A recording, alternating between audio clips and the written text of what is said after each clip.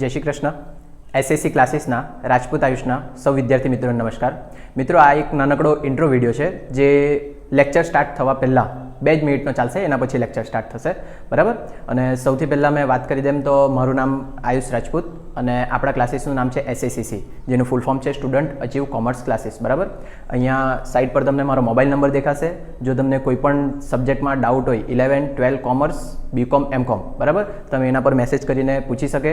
પછી એની નીચે મારા યુટ્યુબનું ચેનલ દેખાશે અને એ યુટ્યુબના ચેનલ પર તમને 11, 12ના તો થોડાક ઓછા મળશે, પણ બીકોમ, એમકોમના પૂરેપૂરા વિડીયો મળશે તમને. અને એની અંદર વિડીયોની અંદર કોમેન્ટ કરજો જો કંઈ બી નહીં ખબર પડે તો, બરાબર. આ બાજુ મારા ઉપર દેખાશે મારું પર્સનલ ઇન્સ્ટાગ્રામ અકાઉન્ટ હશે, એની નીચે આપણા ક્લાસીસનું ઇન્સ્ટાગ્રામ અકાઉન્ટ હશે અને એની નીચે એક ઇન્સ્ટાગ્રામનું અલગથી અકાઉન્ટ બનાવ્યું છે જેની અંદર 11, 12 પ્રથમ પરીક્ષા અને દ્વિતીય પરીક્ષાના તમને પેપર મળી જશે, બરાબર. અને એકદમ લાસ્ટમાં તમને દેખાશે ટેલિગ્રામનું ચેનલ છે. ટેલિગ્રામના ચેનલની અંદર 12th બોર્ડના અને બીકોમ, એમકોમના યુનિવર્સિટીના બધા પેપર મૂકેલા છે, બરાબર. અને એ પેપર શોધવા માટે મારા એમકોમની અંદર સાથે ભણતી એક છોકરી હતી પ્રિયા, જેણે હેલ્પ કરી છે, તો એ બધું ક્રેડિટ એને જ જાય છે, બરાબર. અને સ્પેશિયલી વાત કરી દેમ તો આપણા ક્લાસના અત્યાર સુધી કોઈ પેઇડ કોર્સ એટલે કે જે તમે પૈસાથી ખરીદીને ભણી શકે તેવા કોઈ કોર્સ નથી અને આપણા ટ્યુશન ક્લાસીસનું કોઈ અત્યાર સુધી એપ્લિકેશન નથી, બરાબર, જે ટૂંક સમયમાં ડેવલપ થશે, બરાબર.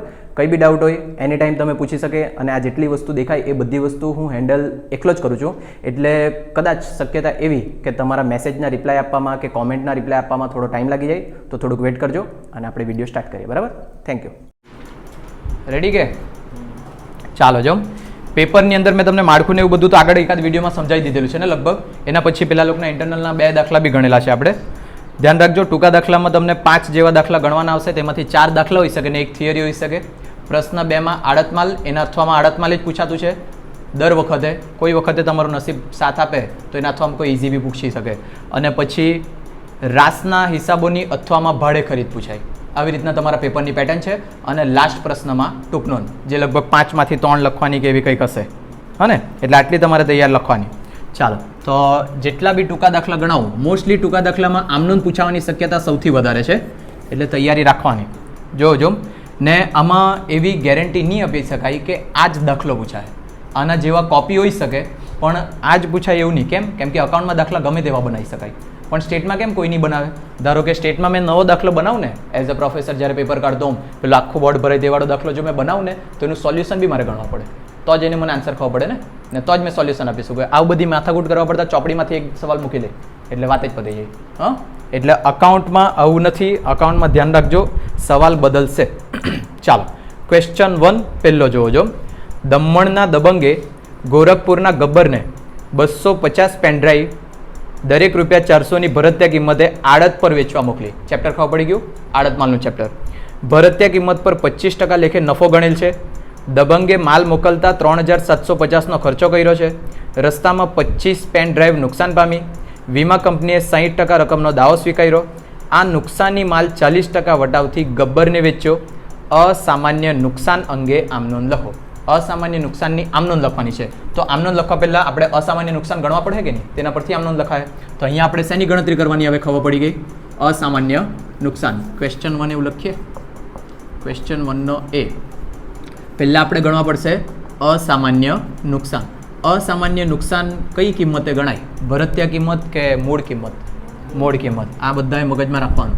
તો અહીંયા લખીએ મૂળ કિંમત આપણે ગણવાના છે. ચાલો, તો સૌથી પહેલાં આપણે શોધવા પડે અસામાન્ય નુકસાનની મૂળ કિંમત. જો એ લોકોએ 250 પેનડ્રાઈવ દરેક ₹400ની ભરતીય કિંમતે મોકલેલા છે. તો 400 રૂપિયા કઈ કિંમત છે? બ્રિજ ભરતીય કિંમત. તો હવે જો નફા માટે શું કીધેલું છે? ભરતીય કિંમત પર 25% લેખે નફો ગણેલો છે. મેં તમને એમ કીધેલું સાઈડ પર શું ગણવાનું? પહેલાં શું લખી દેવાનું? મૂળ કિંમત, અથવા તો આને કઈ કિંમત કહેવાય? પડતર કિંમત. એની અંદર પ્લસ શું થાય? નફો, અથવા તો એને જ શું કહેવાય? તફાવત. બંનેનો સરવાળો કરીને કઈ કિંમત આવે? ભરતીય કિંમત. હવે આ મૂળ કિંમત, ભરતીય કિંમત અથવા તો નફો, ત્રણમાંથી કોઈ બી એક વસ્તુ આપેલી હશે. કઈ કિંમત આપેલી છે આપણને? ભરતીય કિંમત. દેખાય? 400 રૂપિયા. અને આ 400 રૂપિયા ભરતીય કિંમત આપી છે. પછી એમ કીધેલું છે ભરતીય કિંમત પર 25% નફો. તો ભરતીય કિંમત પર જ નફો કાઢવાનો છે અને ભરતીય કિંમત આપણી પાસે છે તો એના 25% કાઢો એટલે નફો મળી જાય 100. બરાબર કે? અને અહીંયા લખું એરો બતાવીને આના કેટલા ટકા કાઢ્યા આપણે? 25%. જો ધારો કે એમ કીધેલું હોતે મૂળ કિંમત પર 25% તો તમારે ધારવા પડશે. ખબર પડી જાય આટલું સાદું સિમ્પલ. જો મૂળ કિંમતમાં નફો પ્લસ કરે તો ભરતીય કિંમત મળે, તો ભરતીય કિંમતમાંથી નફો માઇનસ કરે તો કઈ કિંમત મળશે? મૂળ કિંમત. એટલે અહીંયા કેટલા આવી ગયા? 300. અહીંયા કરી દે કૌંસમાં ક્વેશ્ચન માર્ક. જ્યારે બી તમારે કઈ બી ગણતરી કરવાની હોય ને આડત માલની અને એમાં નફો પ્લસ કરે તો આ સાઈડ પર ગણી મૂકવાનું. બરાબર? આ ગણતરી થઈ ગઈ. હવે મેં અસામાન્ય નુકસાનની ગણતરી કરું તો જો અસામાન્ય નુકસાન કેટલા પેનડ્રાઈવનું થયું શોધો.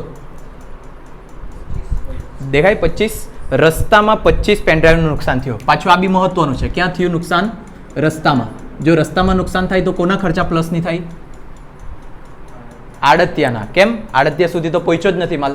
જો ગોડાઉનમાં નુકસાન થયેલું હોતે તો આડતિયાના બી ખર્ચા પ્લસ થશે. પણ આડતિયાના ખાલી કયા ખર્ચા પ્લસ થાય? કયા ખર્ચા પ્લસ થાય? બિન આવર્તક. ચાલો, બધું હેલ્લું છે પણ તમે મગજની દળાવે એટલે તો મેં પહેલાં અહીંયા લખું અસામાન્ય નુકસાન, અથવા તો ડાયરેક્ટ લખીએ ને કેટલા પેનડ્રાઈવ છે? 25 પેનડ્રાઈવ ગુણ્યા ભરતીય કિંમત કેટલા રૂપિયા? 400 ને મૂળ કિંમત કેટલા રૂપિયા? 300. આપણે કઈ કિંમત લખવાની?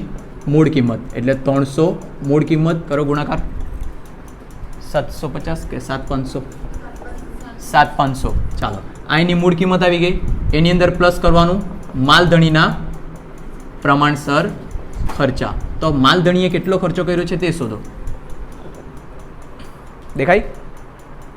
દબંગે માલ મોકલતા 3750નો ખર્ચો કર્યો. દબંગ માલધણી, એણે માલ મોકલ્યો એટલે, અને એણે 3750નો જે ખર્ચો કર્યો તે કેટલી પેનડ્રાઈવ પર કર્યો? 250. તો આપણે અહીંયા લખવા પડે 250 પેનડ્રાઈવ પર ખર્ચ કેટલો થયો? 3750. આપણને કેટલી પેનડ્રાઈવ પર જોઈએ? 25. તો 25 પેનડ્રાઈવ પર ખર્ચ કેટલો?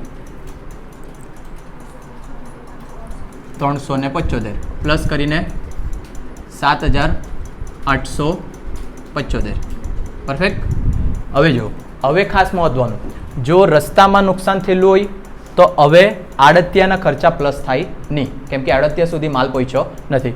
જો ગોડાઉનમાં નુકસાન થાય તો તમારે આડતિયાના ખર્ચા પ્લસ કરવાના, તે બી કયા? ખાલી બિન આવર્તક. ક્લિયર થાય? જો આટલું આરામથી ચાલુ હું થોડાક સુધી પછી આવી જાય પછી કન્ટિન્યુ કરી દઉં. તો આ જે આવી ગયું તે કયું નુકસાન તમારું? અસામાન્ય નુકસાન. હવે જો દાખલામાં વીમા કંપની પૈસા મંજૂર કરે તો તે બી તમારે જોવાના. જો વીમા કંપનીએ 60% રકમનો દાવો સ્વીકાર્યો. દેખાયું? તો અહીંયાથી માઇનસ કરીએ વીમા કંપની કેટલા ટકા દાવો મંજૂર કરવાની? 60%. 4725 માઇનસ કરીને 3150. બરાબર? તો આ જે અસામાન્ય નુકસાન આટલાનું થયું, વીમા કંપનીએ 4725નો દાવો મંજૂર કર્યો તો આપણું નુકસાન કેટલું બચ્યું? ખાલી 3150નું. પણ હજુ બી આગળ આવી શકે. એમ કીધેલું હતું કે જે નુકસાનીવાળો માલ છે તે 30% ઓછી કિંમતે વેચી કાઢવાનો. તો વેચતી વખતે કયા પૈસા ધ્યાનમાં લેવાના ટકા કાઢવા માટે? 7875 વાળા. જો 3150 પર ગણતરી કરી તો ખોટું. ક્લિયર આટલું બધાને? કંઈ પૂછવાના આટલામાં? પાછું જો અસામાન્ય નુકસાન આવે તો આટલું ડિટેલમાં સમજાવવાની ધ્યાન રાખજો. બરાબર? ચાલો, આજ જો નુકસાન થઈ ગયું. હવે સવાલમાં જોઈ લેજો.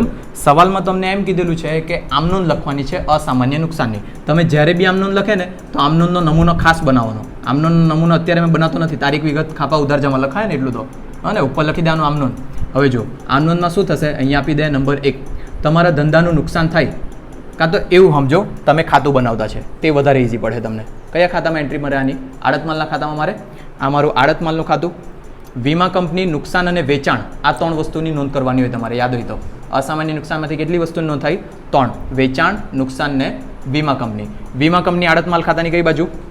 જમા બાજુ. નુકસાન હોય તો બી કઈ બાજુ? જમા બાજુ. નફો હોય તો કઈ બાજુ? ઉધાર બાજુ. યાદ આવ્યા બધાને? હવે વેચાણ તો આપેલું નહીં થાય એટલે વેચાણની વાત કરીએ નહીં.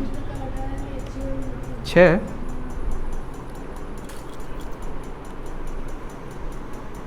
ઓકે, આગળ છે હજુ સવાલ. જો આ નુકસાનની માલ 40% વટાવથી ગબ્બરને વેચ્યો. ચાલો, વેચાણ બી કર્યું છે એટલે આગળ વધીએ. પાછું અહીંયાથી માઇનસ કરીએ વેચાણ. હવે 40% વટાવની વાત આવી ને તો કઈ રકમ પર ગણવાનું? આ જેટલું નુકસાનવાળો માલ છે તે 7875, એમાંથી માઇનસ કરો 40%. કેટલા? 3150. જો અહીંયા 3150નું નુકસાન થયેલું હતું, 3150માં વેચી દીધું, તો હવે નુકસાન બચવાનું. નહીં બચવાનું. તો હજુ સારું થઈ ગયું. જોજો અહીંયા વીમા કંપની ખાતે કેટલા રૂપિયા લખે તમે? 4725. નુકસાનમાં કેટલા રૂપિયા લખવાના તમે? 0. એક બી નુકસાન નહીં થયું. તો આના માટે આમનો ચેન્જ કરવા પડશે આપણે, કેમ કે નુકસાન તો થયું જ નહીં મળે. ચાલો કંઈ વાંધો નહીં. એટલે આ નુકસાનની એન્ટ્રી આપણે નહીં આપવું. તો આમનો કેટલી થાય? ખાલી આડત માલ ખાતાની જો જમા બાજુ લખેલું હોય તો આડત માલ ખાતે શું થાય? જમા. તો ઉધાર શું થાય? વીમા કંપની ખાતે. તો અહીંયા લખીએ નંબર 1 વીમા કંપની ખાતે ઉધાર તે આડત માલ ખાતે. કેટલા રૂપિયા? વીમા કંપનીના 4725. 4725. જો હજુ સમજાવી દઉં, જો કંઈક બીજું આવ્યું તો ધારો કે અહીંયા તમારા આવેલા હોતે 30-50, તો અહીંયા નુકસાન કેટલું કહેવાતે? 100 રૂપિયાનું નુકસાન કહેવાતે. તો મેં અહીંયા નફા નુકસાનમાં કેટલા રૂપિયા લખતે? 100 રૂપિયા. તો અરે મારી આમનું શું થાતે? વીમા કંપની ખાતે ઉધાર 4725, નફા નુકસાન ખાતે ઉધાર 100, અને બંનેનું ટોટલ કરીને આડત માલ ખાતે. ખબર પડી જાય? જો આવ્યું પેપરમાં તો, પણ અત્યારે તો એવું કંઈ દેખાતું નથી. ક્લિયર થઈ ગયું આટલું? આ તમારી અસામાન્ય નુકસાનની નોંધ. બરાબર. નીચે લખી બી આપણને એવું લાગે તો, માટે અસામાન્ય નુકસાન થયું નથી આવું લખશો તો બી સારું, નહીં લખો તો બી વાંધો આવે નહીં. હવે આ બધા દાખલાઓનો આપણા પાસે સોલ્યુશન નથી. તો સાચું ખોટું એ કેવી રીતના નક્કી કરશું તેનો કોઈ જવાબ નથી. ચાલો ગણીએ આગળ. કંઈ પૂછવાના છે આમાં? અસામાન્ય નુકસાન પાછું આટલું ડિટેલમાં જવા નહીં. પૂછવાના હોય તો કંઈ પૂછી લેજો. હવે થોડાક દિવસમાં પેપર છે, પતી ગયું હવે બધું. ચાલો, પણ રેકોર્ડ છે 5 વર્ષનો, કોઈ કાંઈ પૂછે નહીં. એટલું જ સારું ભણાવો પછી. અને ધ્રુવ, ચાલો ક્વેશ્ચન 1 એનો જ બી લખો આપતા તો હમણાં રાતે જ પડી જતા અહીંયા જ, એટલે મને એન્ડ્રોઈડ નહીં ગમે. બીજું જો, ખુશી અને દેવાંશી રમકડા ખરીદીને વેચવા માટે સંયુક્ત સાહસમાં જોડાયા. ચેપ્ટર ખબર પડે? રાસના હિસાબો. સંયુક્ત સાહસમાં જોડાયા. નીચેની માહિતી પરથી ખરીદેલ રમકડાની પડતર કિંમત શોધો. આપણે શોધવાનું શું છે તે? ખરીદેલ રમકડાની પડતર કિંમત. એટલે કે તમે જે રમકડા ખરીદેલા છે ને તે કેટલામાં ખરીદેલા તે તમારે શોધવાનું છે. હજુ નીચે શું આપ્યું તે તો જોયું નથી. ખુશીએ 31,480 અને દેવાંશીએ 22,520નું વેચાણ કર્યું. બરાબર, એટલે વેચાણ આપેલું છે તો અહીંયા લખી જ જાય આપણે સાથે જ. વેચાણ આપ્યું ખુશીનું અને બીજું કોનું? દેવાંશીનું. ખુશીએ 31,480 અને દેવાંશીએ 22,520. પછી આગળ વેચેલ રમકડાની પડતર કિંમત. અહીંયા જ લખીએ વેચેલ રમકડાની પડતર કિંમત. વેચેલ રમકડાની પડતર કિંમત કેટલી? 40,500. પછી એમ કીધેલ છે નહીં વેચાયેલા રમકડા. નહીં વેચાયેલા એટલે આખો સ્ટોક હશે, હા ને? નહીં વેચાયેલા રમકડા ખુશી અને દેવાંશીએ 2400 અને 3600માં નફા સહિત લીધા છે. એટલે ઉપાડ કર્યો એવું કહેવાય બંનેવે. ઉપાડ કાઉન્સમાં લખીએ નફા સહિત. એમ તમે માલ લઈ જાય ને તો જે ભાવે હોય ને તે જ ભાવે લઈ જતા રહે. પણ અહીંયા એ લોકોએ ચોખ્ખું કીધેલ છે નફા સહિત, એટલે ગણતરીમાં શું ચેન્જ આવે તે જોઈએ. મારા માટે બી નવું જ છે પણ ગણાઈ જાય. ખુશી કેટલા રૂપિયા લઈ જાય? 2400 અને બીજી કોણ? દેવાંશી. દેવાંશી કેટલામાં લઈ જાય? 3600માં. આગળ નફા સહિત લઈ ગઈ. એના પછીનો વાક્ય ઇમ્પોર્ટન્ટ છે, જોજો. આ માલ વેચાણ કિંમત પર કાચા નફાની જે ટકાવારી આવે તે જ કિંમતે લઈ લીધો.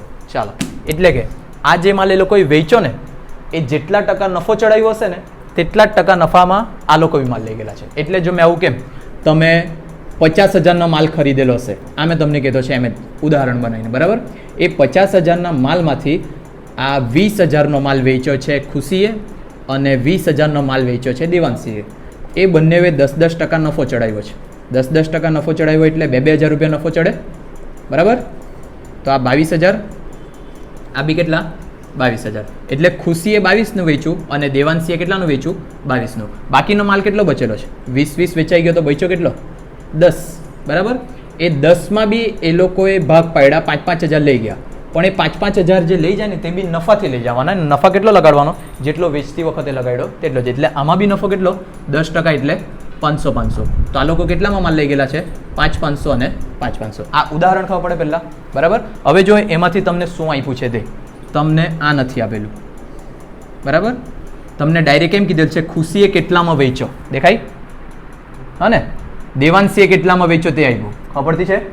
પછી વેચેલ રમકડાની પડતર કિંમત એટલે 40,000નો માલ વેચેલો ને તમે, તો આ પૈસા આપ્યા છે 40,500. ખબર પડી છે?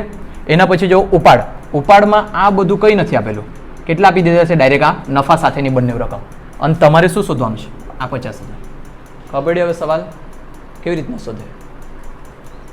લાગે મસ્ત જાદુ જેવું? સવાલ ખબર પડી જાય પણ હોતા નાકે દમ આવી જાય. બહુ બધી ટેકનિકથી ગણી શકીએ.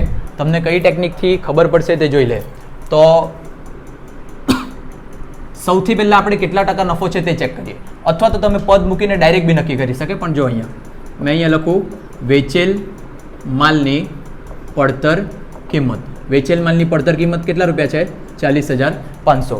આ વેચેલ માલની પડતર કિંમતમાં તમે શું પ્લસ કર્યું હશે? પહેલાં નફો પ્લસ કર્યો હશે, પછી જ વેચવાના છે. ઓકે ના? જે પછી વેચે તે ફાઇનલ અહીંયા શું આવી જાય? વેચાણ નફો પ્લસ કરીને. અને વેચાણ છે તમારી પાસે બંનેનું 31,480 પ્લસ 22,520. બંનેનું ટોટલ કરો કેટલા થાય? કેટલા?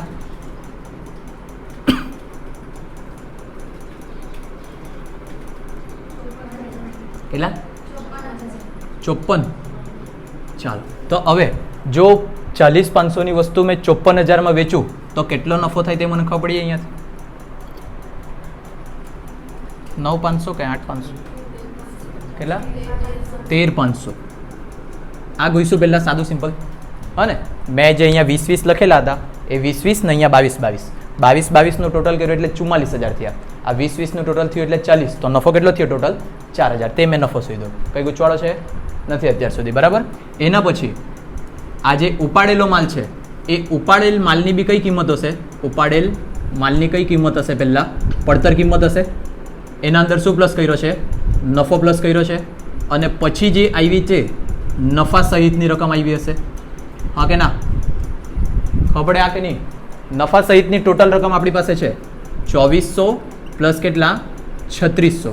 2 ને 3 5 ને 1 6,000 થઈ ગયા. તો હવે અહીંયા ટ્વિસ્ટ આ જ છે. એ લોકોએ એમ કીધું આ જેટલા ટકા નફો અહીંયા લાગ્યો છે ને તેટલા ટકા નફો અહીંયા બી લગાડવાનો છે. તો હવે તમારે ટકાવારી શોધવા પડે. ટકાવારી જો શોધવી હોય અહીંયા લખીએ પડતર પર ટકાવારી. ચાલો, પડતર પર ટકાવારી શોધવી હોય તો સૌથી પહેલાં ઉપર લખવાનું નફો, જેના પર ટકાવારી શોધવાની હોય તે લખવાનું છેદમાં અને ગુણ્યા શું કરી દેવાનું? 100. તો જો અહીંયા નફો કેટલો?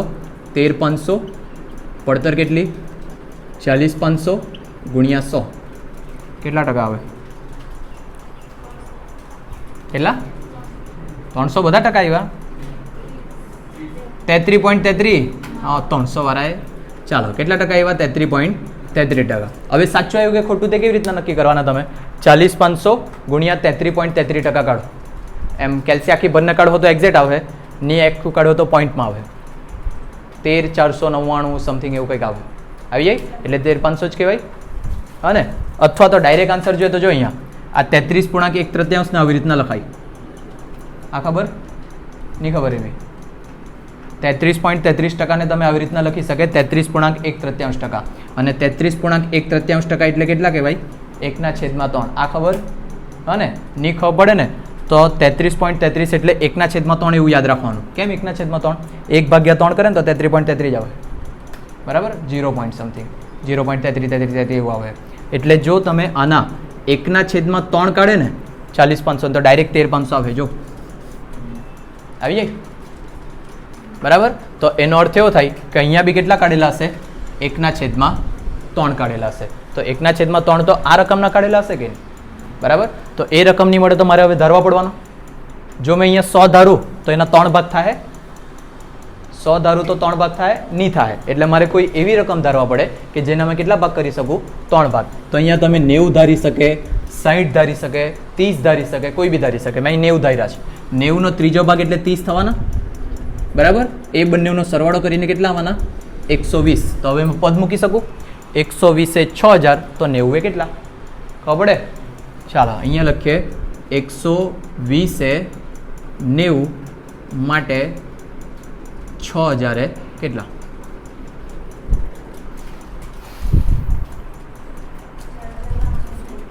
$4,500. એટલે આ કિંમત કેટલી હશે? 4,500. તો બાકીનો જે હશે તે નફો 1,500. બરાબર? હવે જો હવે 4,500 ભાગ્યા 3 કરો તો બી 1500 આવી જાય. બરાબર.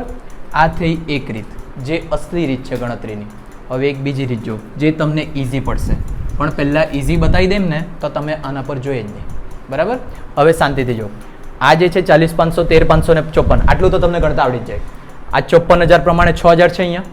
બરાબર. તમે અહીંયા મૂકા નફા સહિતની રકમ કેટલી છે? 54,000. ત્યારે મારી પડતર કિંમત કેટલી છે? 40,500. ખબર પડે આટલું?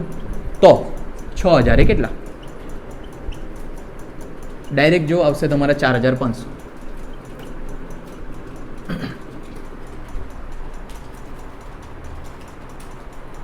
આવી જાય. આ તમારી બીજી રીત. જો બીજી રીતમાં તમારે આ બધી ધતિંગ કરવાની પડે, ડાયરેક્ટ પહેલાં 4,500 મળી જાય.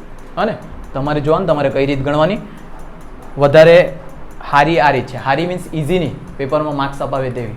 બરાબર. પણ આનાથી બી આવડી જાય. જો આવડતું જ નહીં તો આના રીતે ગણિત આવજો જ. બરાબર. આ થયું. સવાલ જો શું છે તે, ખરીદેલ રમકડાની પડતર કિંમત કેટલી? તો આ જે ખરીદેલું હતું તેમાંથી 40,500 વેચી કાઢેલું અને 4,500 એ લોકો પોતે લઈ ગયેલા. હા ને, તો નફા પહેલાંની જે રકમ છે તે મારી ખરીદવાની પડતર કિંમત. ખરીદેલ માલની પડતર કિંમત બરાબર 40,500 પ્લસ 4,500 એટલે કેટલા આવશે? કેટલા?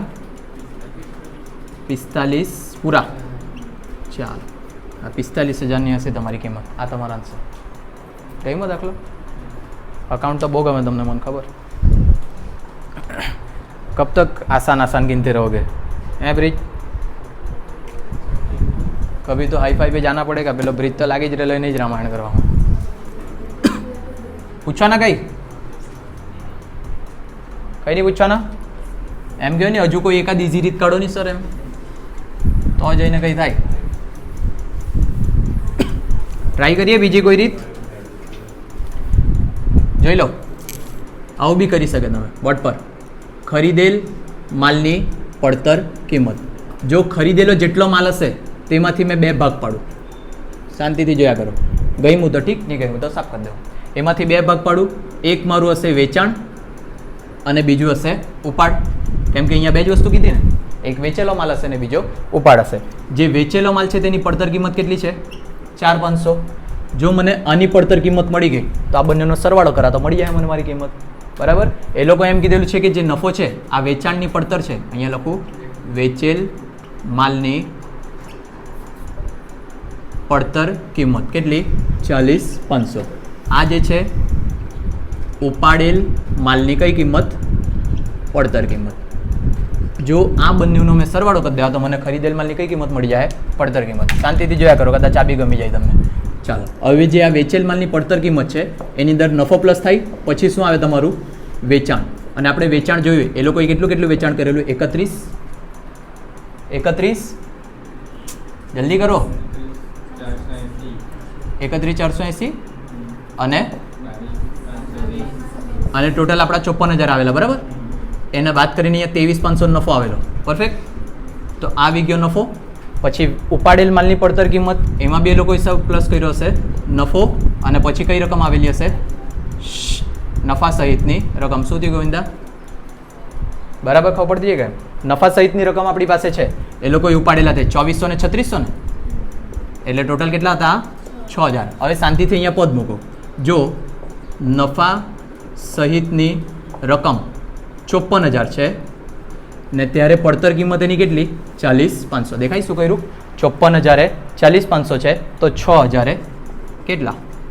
તો 6,000 કેટલા એમ કરીને કેટલા આવવાના? 4,500. તમે મૂકે 4,500 અહીંયા તો નફો કેટલા આવવાનો? 1,500. આ બંનેનો સરવાળો કરવાનો 40,500 ને 4,500 તો આ કેટલા આવી જાય? 45,000. 40,500 પ્લસ 4,500. આ રીત ગમે? આપવા જ પડે એ લોકોએ. ક્યાં જવાના? એ લોકોએ તો શું કીધેલ છે સવાલમાં? ખરીદેલ માલની પડતર કિંમત શોધો. બસ આ શોધી આપી દો.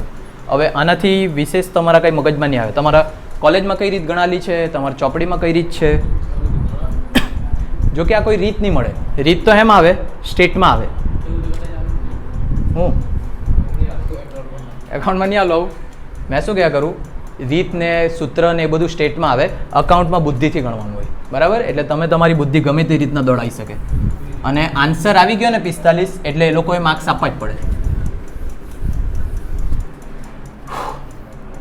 ચાલો આનો બી ફોટો પાડી લીધો છે, અથવા કરીને લખી લેજો, તમારી જે ઈચ્છા હોય તે ગણો. સી પર આવો. ક્વેશ્ચન 1 નો સી. મોડું બંધ રાખો. બ્રિજ રિવિઝન ચાલતું છે ને આનાથી વધારે સારું મેં કંઈ નહીં શીખવાડી શકું. બરાબર, જોઈ લો. હિરલે એક યંત્ર પ્રીતિ પાસેથી ભાડે ખરીદ પદ્ધતિ અનુસાર તારીખ 1/4/18 રોજ ખરીદેલું. તે તારીખે અમુક રકમ ચૂકવી આપી. બાકીની રકમ વ્યાજ સહિત 4 સરખા વાર્ષિક હપ્તામાં ચૂકવ્યા હતા. હિરલના ચોપડે 4 વર્ષનો કુલ ઘસારો 1,65,072 હતો. યંત્ર પર ઘટતી જતી બાકીથી વાર્ષિક 10% ઘસારો ગણવાનો છે. તમારે શોધવાનું શું? યંત્રની રોકડ કિંમત. યંત્રની રોકડ કિંમત તમારે શોધવાની છે. આ ભાડે ચેપ્ટર ખબર પડે? ભાડે ખરીદ પદ્ધતિ એક દાખલા બધાના પૂછવાના જ છે. તો ભાડે ખરીદ પદ્ધતિ હમણાં છેલ્લે જ ચાલ્યું છે. તો મેં આશા રાખું કે આપણા વિદ્યાર્થીનીઓમાંથી કોઈક મને પ્રશ્નનો ઉત્તર આપશે. હા ગોવિંદા, કઈ રીતે શોધી શકાશે?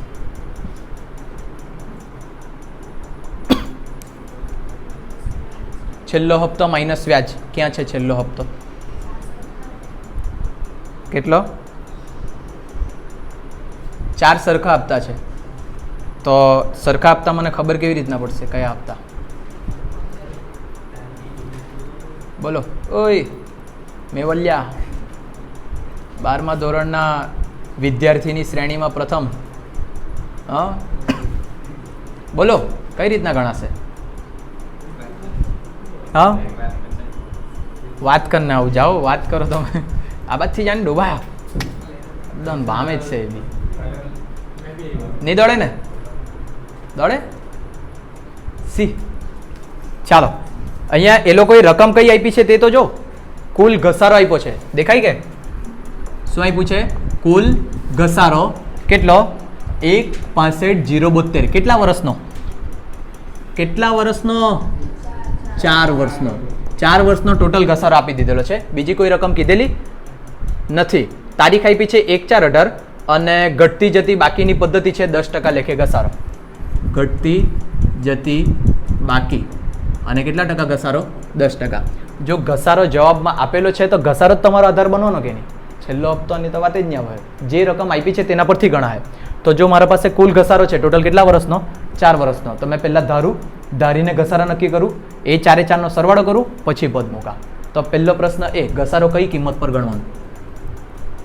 બજાર કિંમત, ચોપડે કિંમત, કરાર કિંમત કે પછી બીજું કઈ? બોલો ગોવિંદા. મૂળ કિંમત પર ગણો. શાબાશ. બોલો, હસવાની વાત નહીં મળે, પોતાને તો આવડતા નહીં મળે, હસ્યા કરે બીજા પર પાસે. કઈ કિંમત પર ગણતા તમે ઘસારો? રોકડ કિંમત. Very good.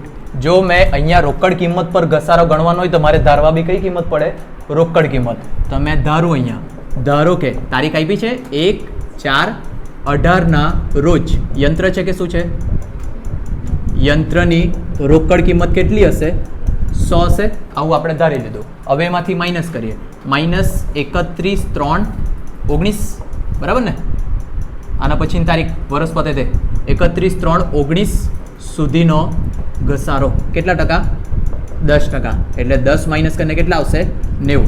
હવે ખાસ ધ્યાન રાખવાનું, જો સીધી લીટીની પદ્ધતિ હોત તો 10 આવતે બધામાં, પણ કઈ છે? ઘટતી જતી. એટલે પાછું માઇનસ કરવાનું. -31/3. આ 19 હતું, હવે કયું આવી જશે? 20 સુધીનો ઘસારો 10%. કેટલો આવવાનો?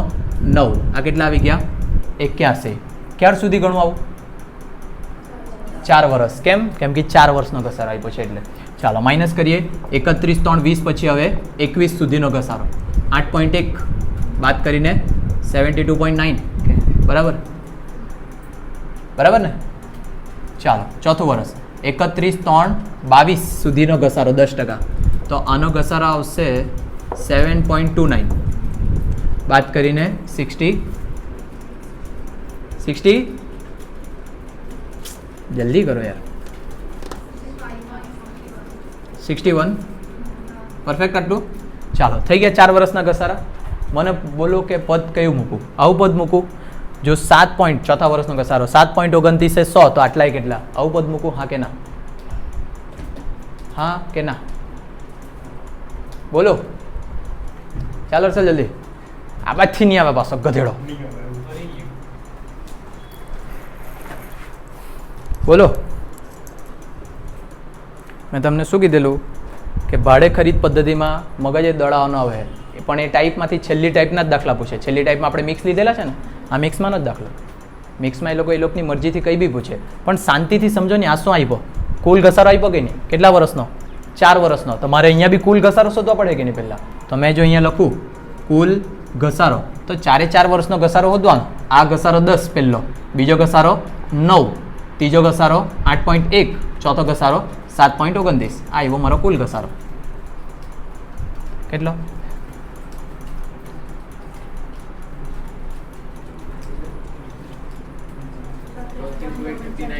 34.59 39. આવ્યું પરફેક્ટ આટલું? તો આ મારો ધારવા પ્રમાણેનો કુલ ઘસારો. તો હવે મેં લખું, જો મારો કુલ ઘસારો 34.39 છે, ત્યારે મારી રોકડ કિંમત કેટલી ધારી મેં? 100. માટે 1,65,072 હોય ત્યારે કેટલી?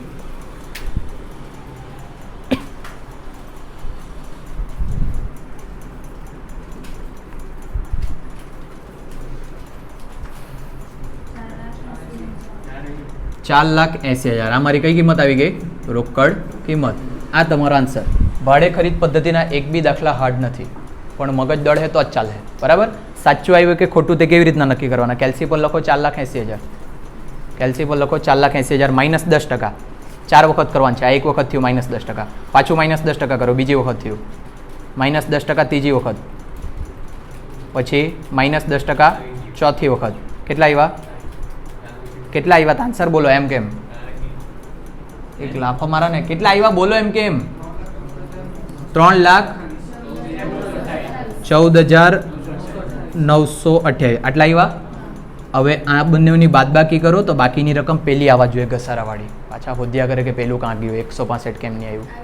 આવી જાય હા ને? એટલે ટોટલ ઘસારો માઇનસ થયો કે નહીં અહીંયા બધો? તો જેટલો બી માઇનસ થયો તો પહેલાં જેટલો થયેલો હોવા જોઈએ. ખબર પડે? અથવા તો તમારે આવું કરવાનું, સાઈડ પર લખી જવાનું 480 માઇનસ કરવાનું. પેલી 4 રકમનો સરવાળો કરે તો કેટલો થવા જોઈએ? 1,65,072 જેટલો. પણ આ વધારે સારું પડે, ડાયરેક્ટ કેલ્સી પર જ શોધી લેવાનું. ક્લિયર? આવો દાખલો પાછો હવે આટલું ડિટેલમાં નહીં જવા. જોકે હવે એટલો ટાઈમ મળવાનો બી નથી, તો બસ અકાઉન્ટનું જ સોલ્યુશન કરવાનું છે હવે. મને લાગે નહીં પ્રશ્ન પેપર તમે જવા લે. સારું છે, લખવા નહીં આપ્યું તમને, લખી જ કાઢતા આજે તમે. બહુ હાર્ડ તો નહીં જ મળે ને. શરૂઆતથી મહેનત કરે ને તો સારું લાગે. તો તમે તો રિવિઝનના ભરોસે ડાયરેક્ટ બેસેલા. ઓકે ગોવિંદા, પહેલા જ સ્કીપ કર્યું. ચાલો ધ્રુવલ, મેં શું કરીએ કહો બોલો? આનાથી વધારે મેં કેવી રીતના શીખવાડવાનું તમને? જે છે તે આ જ છે. તમને ફાવે તો કરો, નહીં તો હવે આનાથી હિલ્લું તો હું લાવું. આવા જ દાખલા આવશે બસ. તો આવા જ સેમ દાખલા આવતા હોય તો પ્રોસેસ સમજો ને પછી ગણી કાઢજો. બીજ તો હું રકમ આની આવે, રકમ બદલે, નામ બદલે.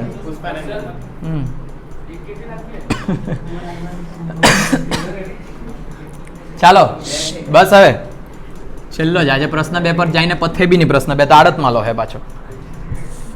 ડી જોજો. નીચેની માહિતી પરથી આડત માલના આખા સ્ટોકની ગણતરી કરો. જે ચેપ્ટર નહીં આવડે તેના 2 દાખલા પૂછ્યા છે. અને આડત માલનો આખો સ્ટોક ગણવાનો, તેમાં બી જે નહીં આવડે તે જ પૂછેલ છે. આખો સ્ટોક તો ગણતા નહીં આવડે તમને. બરાબર? તો આખો દાખલો વાંચીએ, સમજીએ ને પછી ગણીએ. જો આડત પર મોકલેલ માલ 20,000 લીટર. કેટલા રૂપિયા મોકલેલો? 4 લાખમાં. માલ ધણીએ ચૂકવેલા ખર્ચા 10,000. 4,000 લીટર રસ્તામાં સંપૂર્ણપણે નુકસાન પામ્યું. કાં પામ્યું છે? બહુ મહત્વનું છે. રસ્તામાં નુકસાન થયું છે, એટલે આડતિયા સુધી માલ પહોંચ્યો નથી. મેહુલ. પછી આડતિયાએ ચૂકવેલ બિનાવડતો ખર્ચા. આડતિયા કેટલા ખર્ચા ચૂકવ્યા? 4,000. પછી 500 લીટરની કુદરતી કારણોસર ઘટ પડી અને 13,500 લીટર વેચ્યા. આટલી વસ્તુ કીધેલ છે. બોલો શું કરું? આખો સ્ટોક ગણવાનો છે તમારે. મને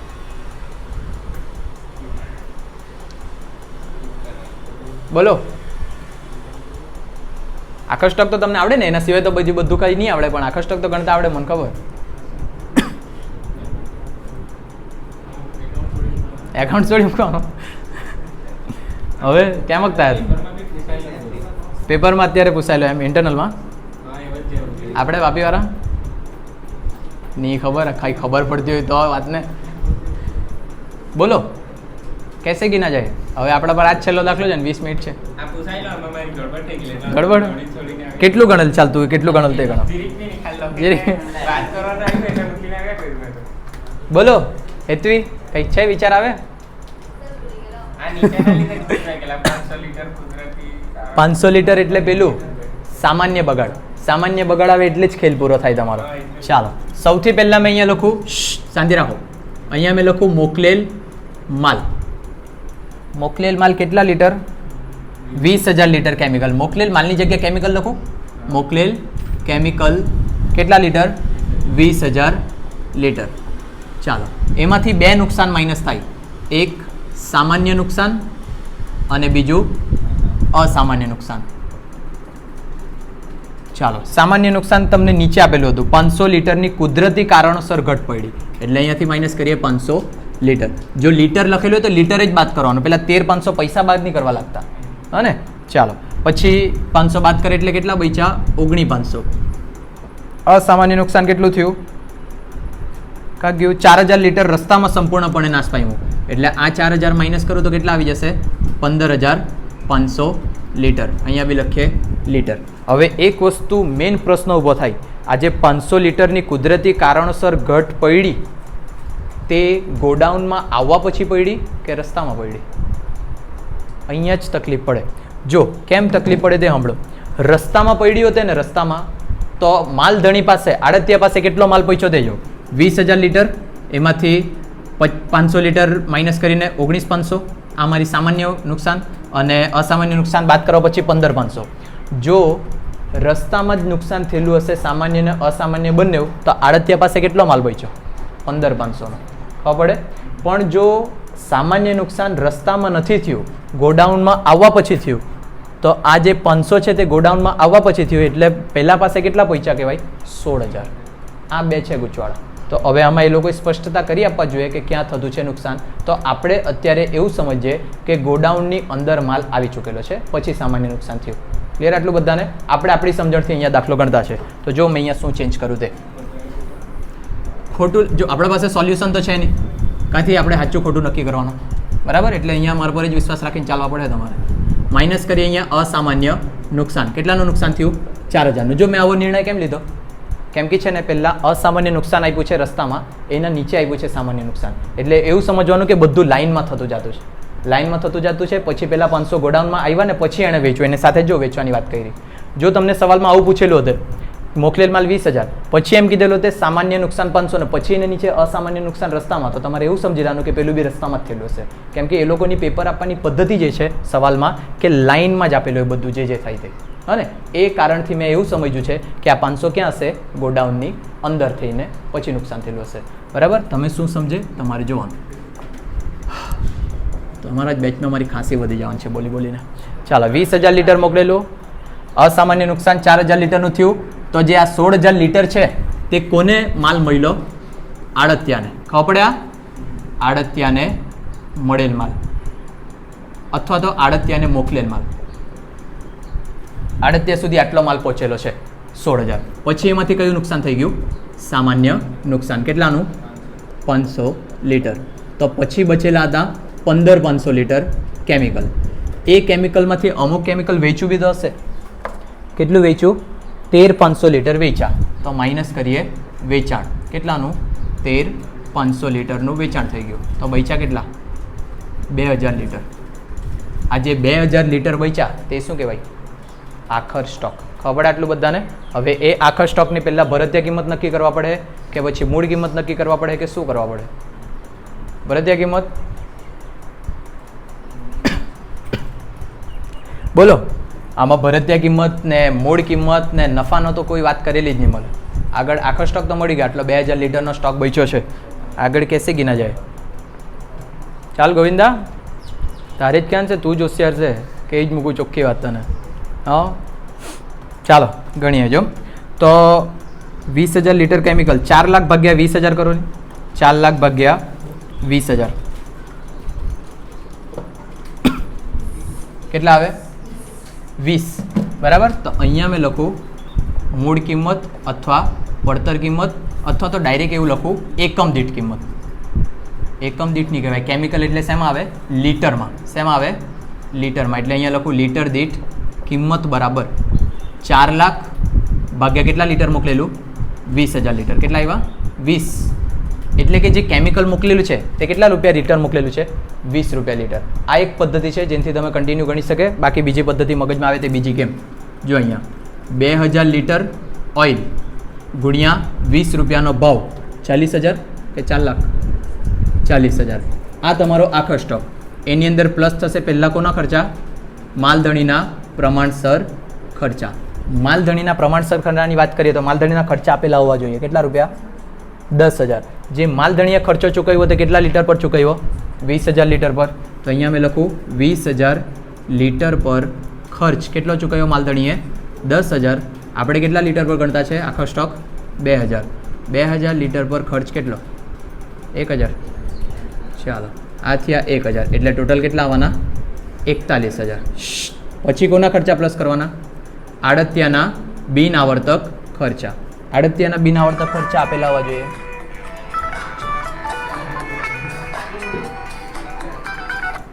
$4,000 ને? ચાલો તો આડતિયાના બિન આવર્તક ખર્ચા છે 4,000. પણ મને કેવો આડતિયાએ કેટલા લીટર પર ખર્ચ કર્યો? 20,000 પર? 16,000 પર. Very good. કેમ? કેમ કે આડતિયાને કેટલો માલ મળ્યો? ખાલી 16,000. બાકી તો રસ્તામાં જ નુકસાન થઈ ગયેલો હતો ને આ 4,000. તો એટલે અહીંયા લખીએ 16,000 લીટર પર ખર્ચ 4,000. તો 2,000 લીટર પર ખર્ચો કેટલો? 500 પ્લસ કરીને કેટલા આવ્યા? 41,500. આ મારી કયો સ્ટોક આવી ગયો? આખર સ્ટોક. આ છે. આ જ પદ્ધતિ વધારે સારી લાગે. બીજી પદ્ધતિમાં પેલું 4 લાખ એમાં 10,000 પ્લસ કરવા પડે. એમાંથી પહેલાં માઇનસ આડતિયાના ખર્ચા કરવાના આવું બધું નાટક કરવા પડે. ગઈમું? નહીં ગઈમું ને? હો ગઈમું. આમનો અંદર નથી લખવાનું.